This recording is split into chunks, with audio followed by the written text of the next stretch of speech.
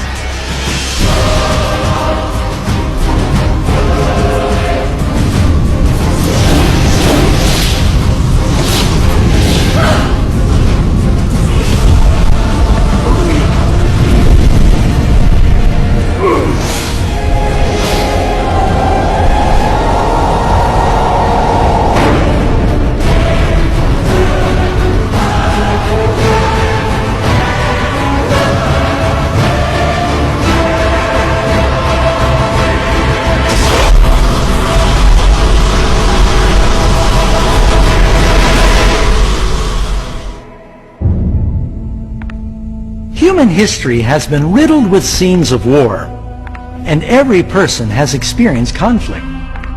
But to understand the origin of evil, we must travel back in time to the very first war of the universe, because this battle did not occur on Earth. Before our world even existed, there was a war in heaven. Even the words war in heaven sound like the ultimate paradox. It's almost unimaginable to us that there could be a battle and strife among God's perfect beings in paradise. What could have caused this celestial conflict?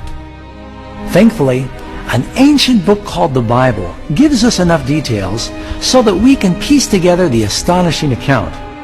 Although tragic, it's also an incredibly tender love story that reaches down through the ages, personally touching you and me and every individual on earth.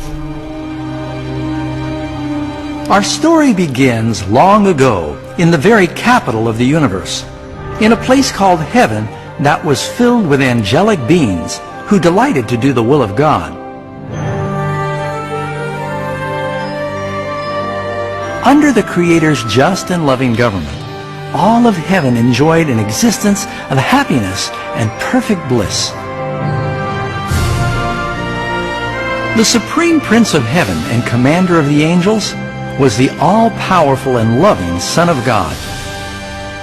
Most know him by the name he took when he came to earth, Jesus. He was one in purpose and mind with God the Father. Heaven, under the compassionate rule of Father, Son, and Spirit, proved to be a place of wonder, peace, and joy. To carry out the commands of God, surrounded by a virtual ocean of countless ministering spirits called seraphim and cherubim, or more commonly, just known as angels. These powerful and intelligent creatures found their greatest joy in doing the bidding of the Almighty. But God created one extraordinary angel to serve as leader of the entire heavenly throng. The Bible tells us that his name was Lucifer, which means light-bearer. This cherub was the greatest of God's created beings and held the position closest to God's throne and directly under Jesus in heavenly authority. Lucifer's job was to communicate the light and knowledge of God's will to all the other angels. Lucifer was God's most splendid created being. He was captivatingly handsome and endowed with astonishing powers of leadership and organization. Among the angels, he was greatly admired, respected, and loved as a friend. Yet, God foresaw the misery Lucifer was about to introduce into the kingdom of light. Full of wisdom and perfect in beauty, every precious stone was your covering. You were the anointed cherub who covers. I established you.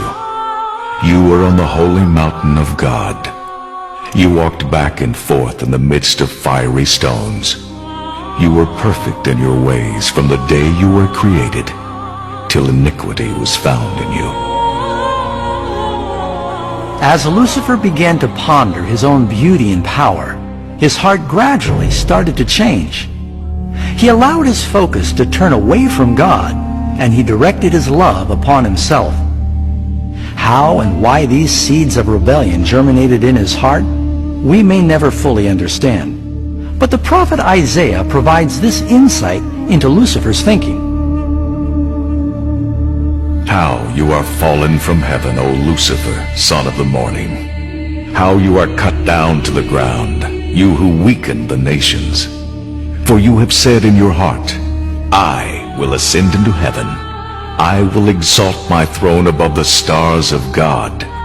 I will ascend above the heights of the clouds. I will be like the Most High. Lucifer gradually began to covet the power of God, but not his character. As he thought about his own extraordinary abilities and beauty, the cancerous tentacles of pride and self-exaltation gripped his mind. This resentment and jealousy ultimately drove him to violate God's holy law and rebel against his government. We need to pause here and make something clear. From the beginning, God ordained the laws of physics to govern the material world we live in. Without these natural laws, the universe would be chaos. In the same way, God's moral law has always provided security and stability to the cosmos. Some believe that the Ten Commandments did not exist until the Lord delivered them to Moses on Mount Sinai. But Scripture teaches us that the principles of God's law have existed throughout eternity, for they're the very foundation of His heavenly kingdom of love. All His commandments are sure. They stand fast forever and ever, and are done in truth and uprightness. The Ten Commandments are a summary of God's character of love. The first 4 commandments describe who God is, His power, His territory, and authority. The last 6 describe what God is like, His honesty, His purity, His faithfulness. All of these things have always been true and will always be true.